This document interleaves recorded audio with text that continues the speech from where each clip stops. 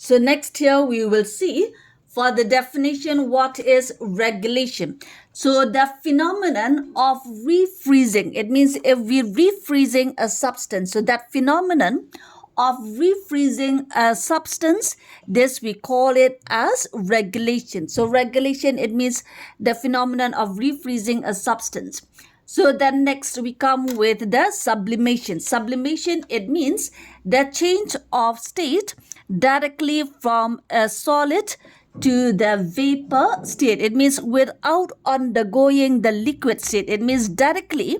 For example, if you heat a substance and directly it changes into a vapor state. So this we call it as sublimation. So that will give you for the definition what is regulation and what is sublimation. So besides this, we have also another important factor. This we call it as the latent heat. So when we speak of the latent heat, there are two types of latent heat. Number one, we call it as the latent heat of fusion.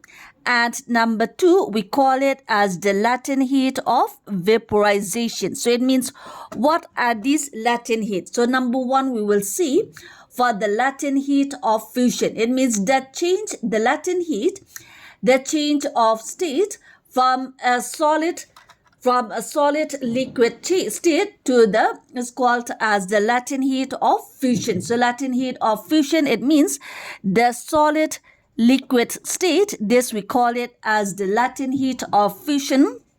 And the liquid gaseous state, this we call it as the latent heat of vaporization. So it means the latent heat for a solid liquid state, this we call it as the latent heat of fusion. And the liquid gaseous state, this we call it as the latent heat of vaporization.